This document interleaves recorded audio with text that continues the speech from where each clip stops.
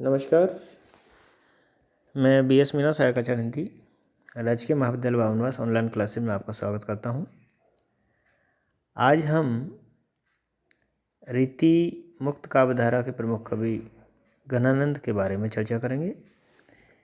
जैसा कि आपको विदित है कि रीतिकाल में 3 प्रमुख काव्यधाराएं प्रचलित थी: रीतिबद्ध, रीतिमुक्त और रीति सिद्ध।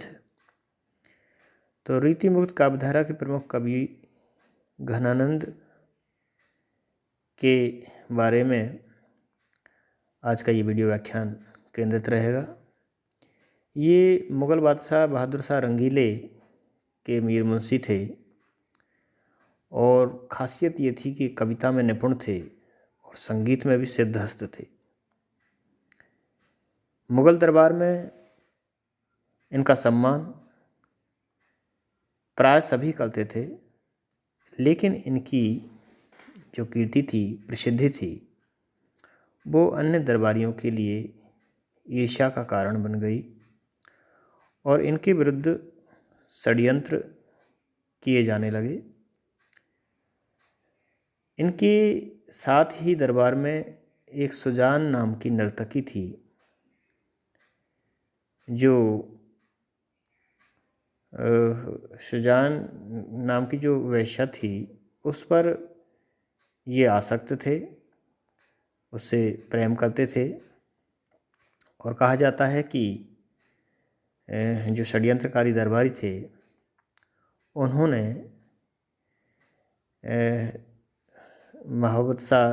मुग़ल बादशाह जो बहादुर शाह रंगीले थे, उनको उनके कान भर दिए और उनके कहने पर या उनकी गुजारिश पर बादशाह ने घनानंद से गाने का आदेश दिया। उनको कहा कि आप गाना सुनाइए, लेकिन घनानंद टाल मटोल करने लगे और उन्होंने मना कर दिया। लेकिन वो तो दरबारियों ने पहले ही बता दिया था कि साहब सुजान यदि कहेगी तो वो गाएगा, और यही हुआ कि सुजान ने कहा और इन्होंने गाना प्रारंभ किया। लेकिन बहादुर शाह की तरफ पीठ करके, मुंह फेर करके गाना गाया, सुजान की ओर उन्मुख होकर। इस उपेक्षापूर्ण व्यवहार से बादशाह बहुत क्रोधित हुए और उन्होंने कवि को दिल्ली छोड़कर जाने का हुक्म दिया। जब ये दिल्ली छोड़ रहे थे, दरबार छोड़ रहे थे, तो इन्होंने सुजान से भी चलने का आग्रह किया, लेकिन सुजान ने मना कर दिया और उनके इस नकार ने घनानंद के हृदय को बहुत आहत किया और इससे वे बहुत दुखी हुए। शुक्ल जी कहते हैं कि जब ये चलने लगे तब सुजान से भी साथ चलने का कहा, पर वह न गई। इस पर उनके मन में विराग उत्पन्न हो गया। ये वृंदावन जाकर निम्बार्क संप्रदाय के वैष्णव हो गए और वहीं विरक्तिपूर्ण भाव में रहने लगे। निम्बार्क जो संप्रदाय था, वो माधुर्य भक्ति को महत्व देता था। ईश्वर और जीवन के संबंध में माधुर्य का समावेश करना इस संप्रदाय की बड़ी विशेषता थी। घनानंद का प्रेमी मन सहज ही इस संप्रदाय से प्रभावित हो गया। दीक्षा के बाद इनका जो सांप्रदायिक नाम था वो बहुगुणी रखा गया। यहाँ पर एक नंबर का प्रश्न आपसे पूछा जा सकता है कि वैष्णव संप्रदाय में, निम्बार्क संप्रदाय में दीक्षित होने के बाद इनका सांप्रदायिक नाम क्या रखा गया? तो वो बहुगुणी रखा गया। इनकी मृत्यु के संबंध में शुक्ल जी कहते हैं कि नादिर शाह की सेना के सिपाही जब मथुरा तक आ पहुँचे, तब कुछ लोगों ने उनसे कह दिया कि वृंदावन में बादशाह के मीर मुंशी रहते हैं, उनके पास बहुत कुछ माल होगा। सिपाहियों ने इन्हें आ घेरा और जरोठ अर्थात धन धन धन लाओ ऐसे चिल्लाने लगे। घनानंद ने शब्द को उलटकर रज रज रज कहकर 3 मुट्ठी वृंदावन की धूल उन पर फेंक दी। उनके पास सिवाय इसके और कुछ देने को था भी नहीं। सैनिकों ने क्रोध में आकर इनका हाथ काट डाला था। तो ये इनका वृतांत है, इनके जीवन के बारे में जो कुछ जानकारियाँ मिलती हैं वो इस तरह की मिलती हैं। लेकिन इस वर्णन से एक बात साफ सिद्ध होती है कि ये प्रेम की पीर में पका कवि था। प्रेमिका के जो निष्ठुर व्यवहार था उससे आहत था और उस विराग भाव में रहकर इन्होंने गीत गाए और वे जो गीत गाए वो साहित्य, खासकर हिंदी साहित्य की धरोहर हैं। और आप देखेंगे कि इनकी रचनाओं में प्रेम की पीर को महसूस किया जा सकता है। सहज ही प्रेमी मन की पीड़ा का एहसास किया जा सकता है और प्रेम के दोनों पक्ष, संयोग और वियोग का वर्णन मिलता है। लेकिन जो इनकी प्रसिद्धि है वो प्रेम की पीर के कवि के रूप में है। विरह की पीड़ा में इनकी जो तीव्र अनुभूति है वो कविता में चित्रित है, उसे देखा जा सकता है। और एक ऐसी पीड़ा जो एक सीमा के बाद शब्दातीत हो जाती है, उसका एहसास इनकी रचनाओं में होता है। एक मौन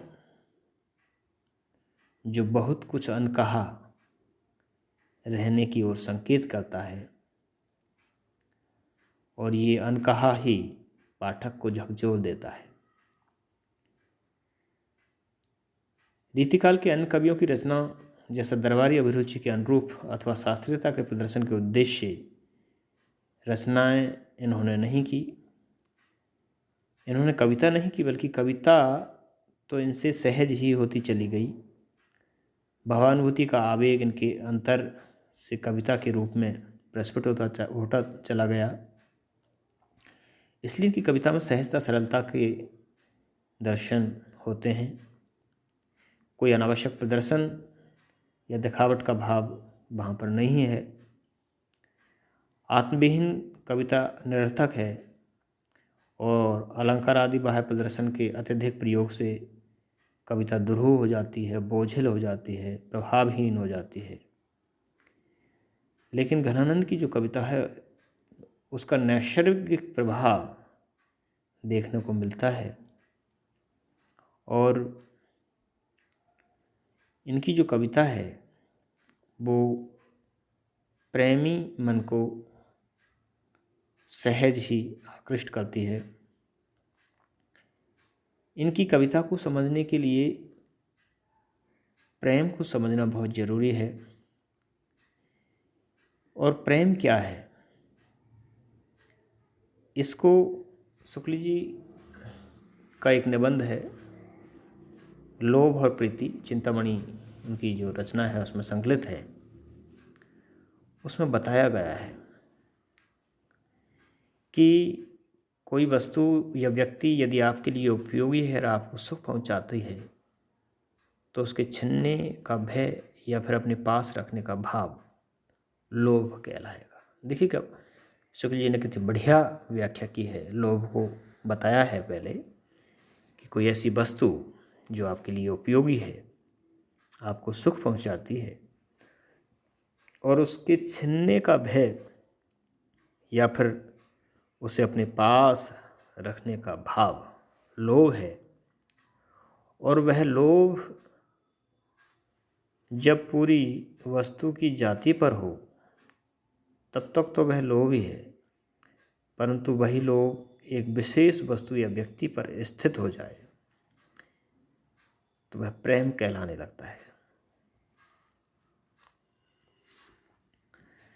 तो प्रेम एक पावन भाव है, मन का भाव है, जिसका संबंध अंतरात्मा से होता है और यह प्राणी के लिए एक सात्विक और मानव जीवन के एक बहुत बड़ा हिस्सा ये होता है और इसमें व्यक्ति अर्श से फर्श पर और फर्श से अर्श पर पहुंचने की यात्रा भी कर सकता है।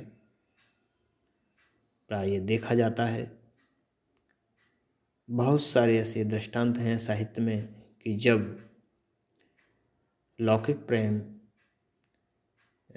प्रेमिका की उलाहना पर अलौकिक प्रेम में परिवर्तित हो गया। गोस्वामी तुलसीदास के संदर्भ में ये हम देख सकते हैं। रीतिकाल के प्रमुख कवि घनानंद के बारे में भी यही सब देखने को मिलता है। तो इस तरह से ये परिचय घनानंद के बारे में कि प्रेम की पीर का जो कवि घनानंद है, उनका किस तरह का जीवन वृत्त है, उनके बारे में क्या क्या का सुनने को मिलता है, क्या क्या दृष्टांत उनके हैं। तो इस बारे में जो चर्चा है मुझे लगता है कि आपके लिए उपयोगी सिद्ध होगी। आज के लिए इतना ही पर्याप्त। अगले किसी वीडियो व्याख्यान में फिर हम इनके बारे में कुछ और जानकारियाँ लेके आपके बीच उपस्थित होंगे। धन्यवाद।